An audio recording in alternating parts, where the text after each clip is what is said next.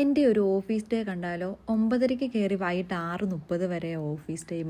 രാവിലെ വന്ന് സിസ്റ്റം എല്ലാം ഓണാക്കി ഇന്നത്തെ ഓർഡേഴ്സൊക്കെ നോക്കി ഇന്ന് എന്തൊക്കെ ചെയ്യണമെന്ന് മുത്തിനോട് വിളിച്ചു വെച്ച് അതൊക്കെ ചെയ്ത് വെക്കുക. അതിൻ്റെ ഇടയ്ക്ക് നമ്മുടെ പ്രിൻ്റർ ഒന്ന് പണി മുടക്കിയായിരുന്നു. ഇന്നലെ തൊട്ട് എന്തോ പ്രശ്നമായിരുന്നു പ്രിൻ്ററിന്. കുറേ പ്രാവശ്യം ഇട്ട് ഊരിയൊക്കെ നോക്കിയിട്ട് ഒരു രക്ഷയില്ല, ശരിയായില്ല. രാവിലെ കഴിച്ചിട്ട് വന്നാലും ഒരു 11 മണിയൊക്കെ ആകുമ്പോഴത്തേനും പിന്നെയും വിശക്കും. എന്നും എന്തെങ്കിലുമൊക്കെ കാണും കഴിക്കാൻ. ഇന്ന് ചേച്ചി മുസമ്പിയും കൊണ്ടാണ് വന്നത്. കുറച്ച് ഉപ്പും മുളകൊക്കെ ഇട്ട് അതും കഴിച്ച് വലിയ വിശപ്പിന് ചെറിയൊരു ആശ്വാസം ഇങ്ങനെ കഴിക്കുമ്പോഴത്തേന്.